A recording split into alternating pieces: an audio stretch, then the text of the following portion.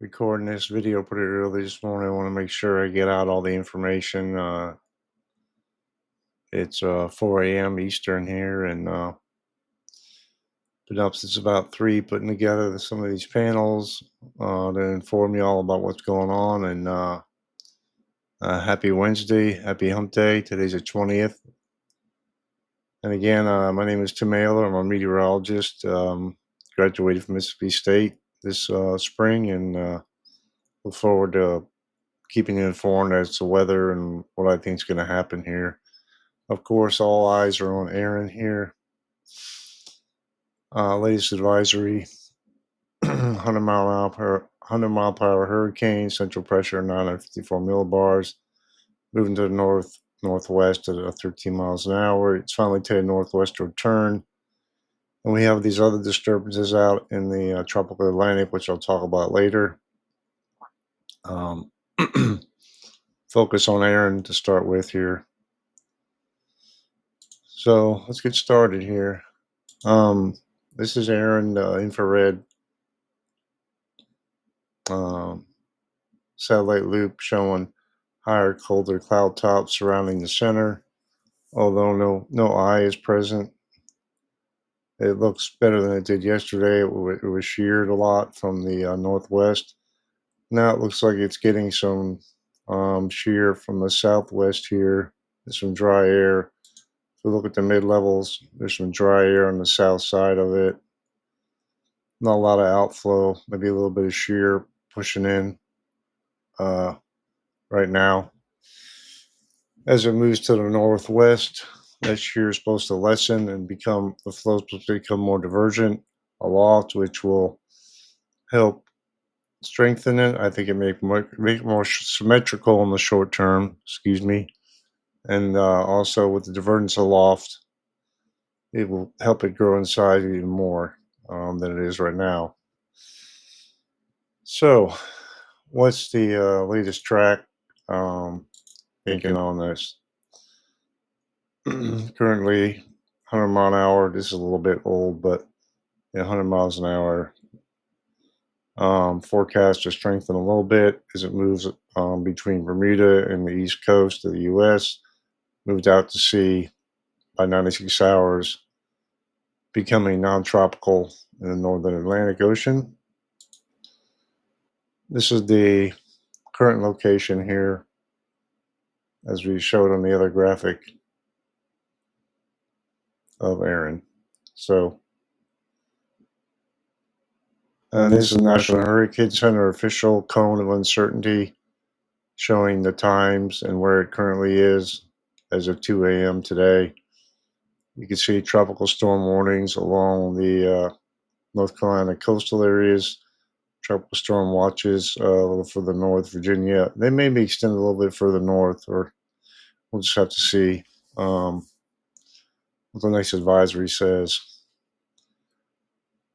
So really, winds as a direct impact are not necessarily the worst thing that's going to come out of Erin. It's the waves. And people are already seeing that along the coast, increased wave heights.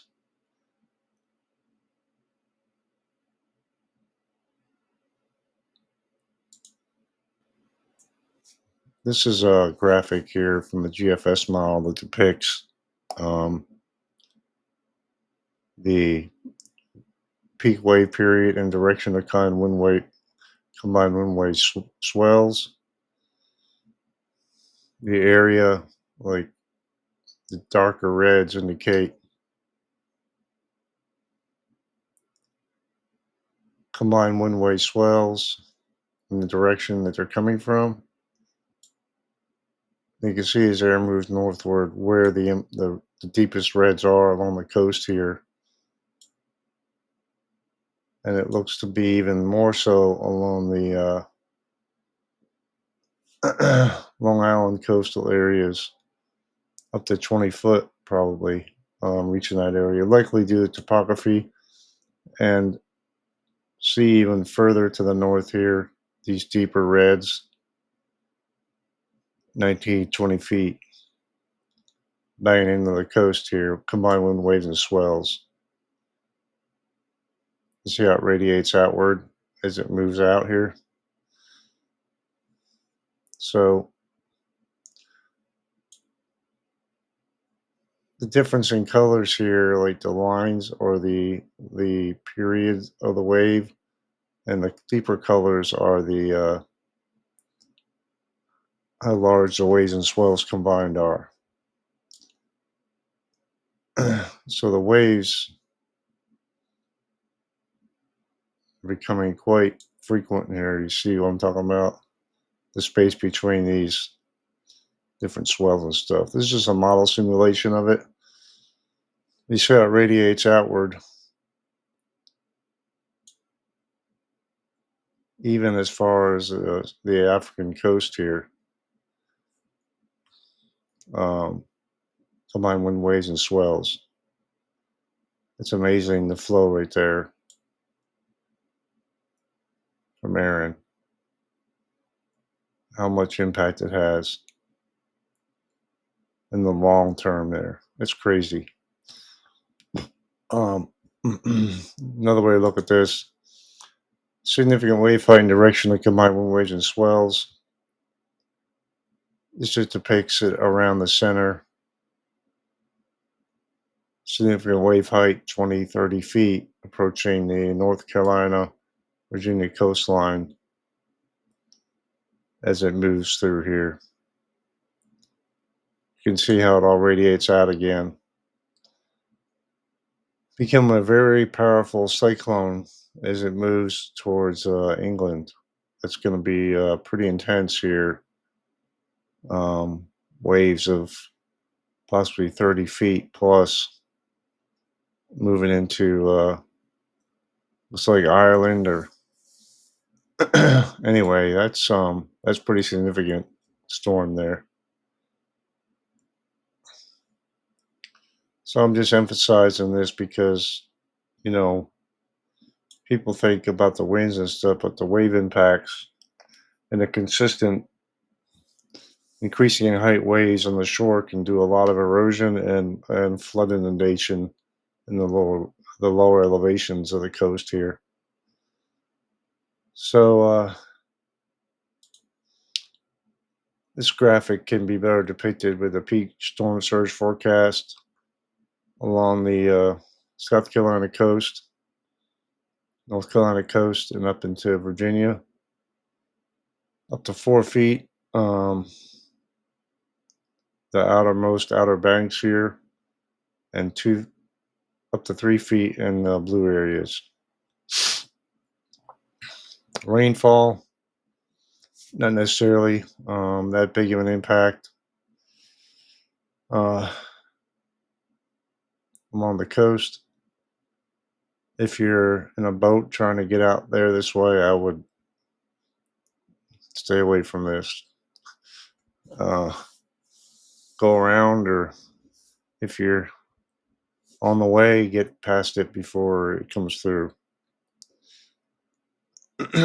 So the earliest tropical storm force wind probabilities, we have this is the cone here, 100% of course, in the middle here.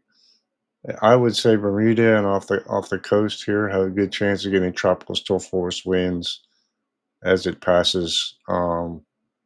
It's its closest here on the most likely time of tropical storm winds arrival around between Wednesday 8 p.m. and Thursday 8 a.m. and for Bermuda Thursday 8 p.m. and possibly all even on Long Island and in the along the Newfoundland, I guess that is coastline here. Anyway, tropical storm force winds are greater than 39 to 73 miles an hour, so it wouldn't take much to get those winds this far out, and I wouldn't be surprised to see some of that between Wednesday and Thursday. The models have become in a really good agreement where this is going to go. We all know at this point it's not going to be direct hit on the United States or Bermuda. It's going to go right through the middle there, move out to sea. So I talked about wind shear before on the system. Right now you can see some wind shear coming from the southwest on it, which is, you can see how it's impinging on it here. As it moves further north,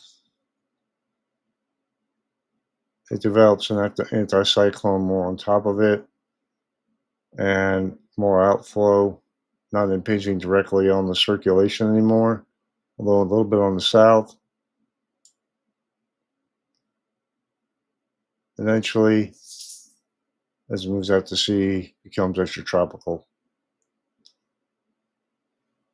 But that's a good depiction of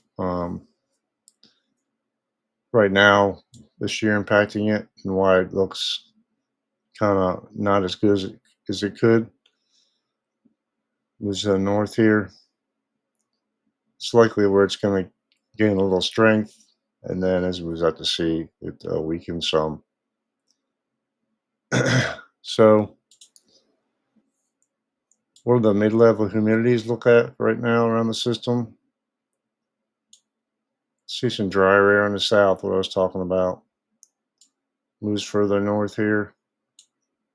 Seems to want to get a good pocket of moisture around it as it moves off the coast here and move out into the, supposed to deepen again to a 950 extratropical cyclone.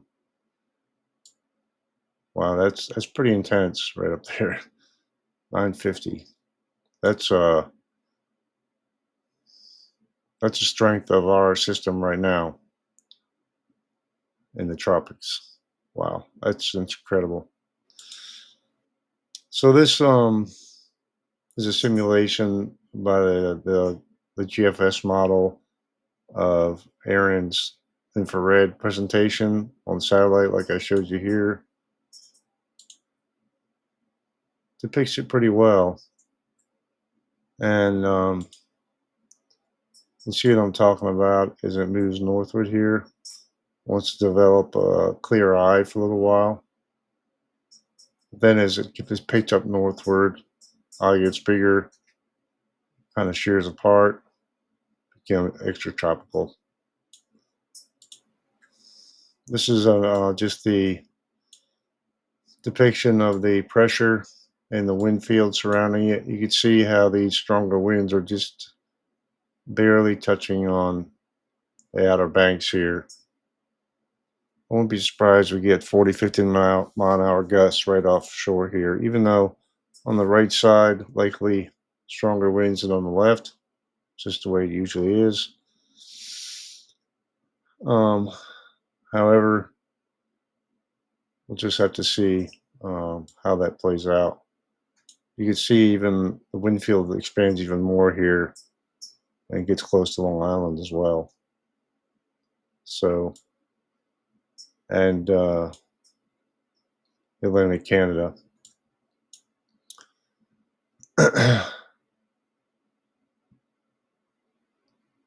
Next, I'm going to talk about the other two tropical disturbances out in the Atlantic. But first, I want to show you the global tropical hazards outlook for the next 3 weeks. Of course, I showed you the two potential systems out there right now. We have the latest outlook from the 27th through the 2nd showing a greater than 20% chance of a system developing either way out in the main development region, west of the African coast. And then in week 3 to September 3rd through September 9th, I'm getting tongue-tied today, moves a little bit further west, and we have some increased activity, possibly maybe the Central American gyre is going to get going again, and with increased chances in the Pacific in the coming weeks. And the Pacific's been kind of quiet since the Atlantic's been more active. So they anticipate tropical activity increasing again in the Pacific in the coming weeks, as well as staying active in the Atlantic. Maybe not quite as active as it has been, but still we're in the peak. Rest of the tropical Atlantic, we have what the National Hurricane Center has dubbed AL99, which allows them to track this system here out in the far eastern Atlantic, and we have another disturbance moving through the main development region that they're saying it has a greater chance of development in the next 7 days. We go to a broader view of this. Of course, we have Erin here. Disturbance look pretty impressive right now, but the latest from the National Hurricane Center, they couldn't find a closed low circulation from scatterometer wind data, at least right now. We'll see what happens in next advisory, which is at 8 a.m. Eastern. And the thing is, this system's not forecast to develop into anything other than maybe a depression and then reach unfavorable conditions shortly, which will keep it from developing anymore.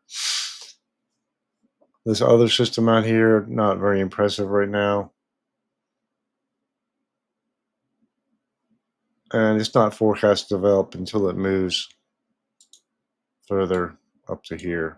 60% chance, at least right now. Kind of a broad area right now. So go back to the advisory. You see the system out here, 30%, 60% chance development. Either way, it's going to be moving over the same area, at least initially, where Erin went. So we'll have to see what happens with that. But yeah. So again, AL99. I'm not going to talk much about that. This is the one I'm going to focus on more.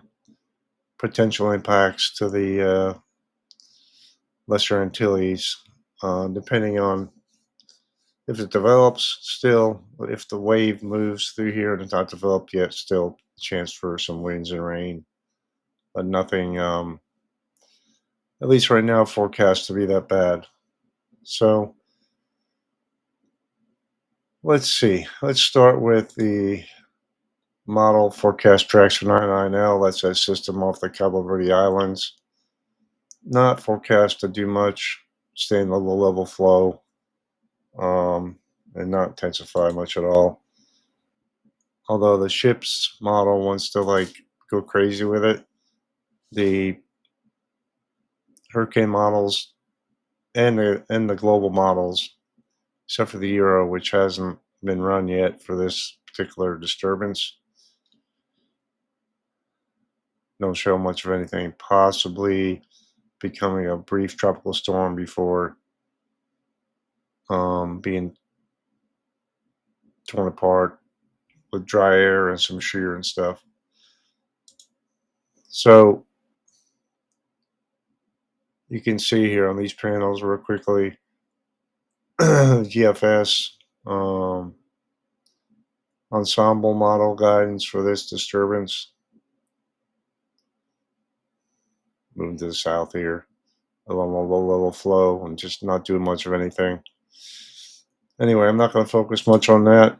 This is the AI model guidance plus the GFS European ensembles. I'm getting tongue tied again. I apologize for these two disturbances. Wants to maybe develop something off the Lesser Antilles and swing it off out to sea. And this disturbance, the European model for the latest. Let me see if I can get another latest run here. No. This thing usually lags behind. But either way, Is what this shows. So moving on to what the European ensemble, the latest run, shows for this disturbance here. The ensembles really don't have a lot of members. There's 51 members here, potential development. All right, so maybe there's 15 members here that may show a weak system out here in the subtropical Atlantic. And you can see up here low pressure developing up in the Canada, which is going to drive a cold front down into the continental U.S. and drive the system out to sea. See what I'm talking about here. The GFS model. Oops, I meant to show the. Sorry, guys. Ensemble members here. It's a little more bullish for the disturbance out here off the Cabo Verde Islands for initial development. Really doesn't do much with it. And the GFS ensembles have more 31 members, and you can see it wants to maybe develop something a little bit better. But again, a lot of agreement, and it wants to move it out to sea regardless. So what's driving this model forecast for this system here? If we go out to 850 millibar cyclonic vorticity, the 500 millibar height, and the winds at the upper levels, you have the subtropical high to the north. There's your disturbance. There's the other one out here, 99L. There's Erin. The vorticity moves to the north, barely to the north of the Leeward Islands there. High pressure, subtropical high still out here in the Atlantic, but you see a weakness still along the east coast, and another low pressure in the wave train developing out here along the east coast. And that's been the theme over the past week or two. Deep low pressure developing here. And once I pick up the low level vortex, 850 millibar heights, and see the subtropical highs pushed off to the really deep trough moving off the east coast, and it just picks that system up, moves it out to sea. The vortex remains very small compared to, see Erin here, and this is 99L down here. It's still stays really far south, although it really doesn't do anything. You can follow it all the way out to here. But the overall flow, you see what's happening here. The system gets picked up, goes into weakness, the same area where Erin went, really. Just a little bit further to the east, at least according to this run. To the east. Doesn't really develop it much. So when we look at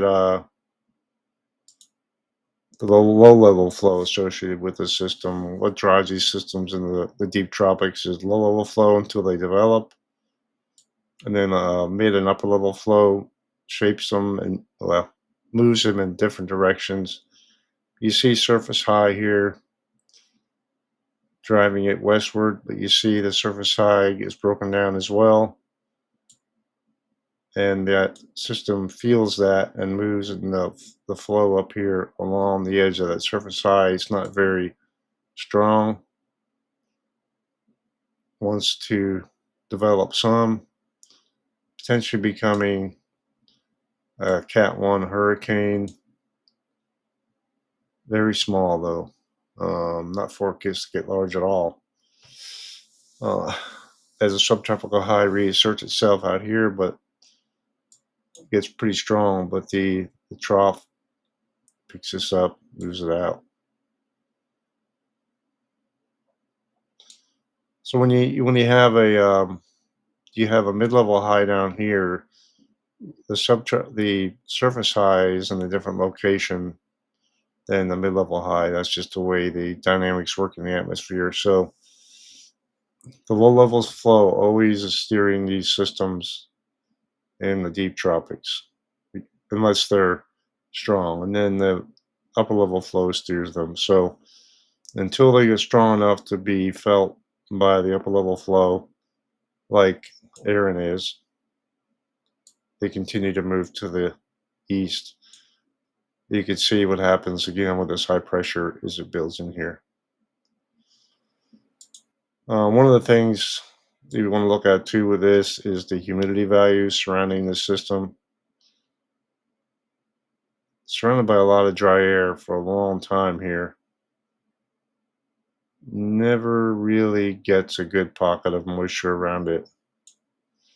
And you can see what happens here, this trough with dry air, strong high pressure building in with this trough. Dry air right to its west, picks it up, moves it out to sea.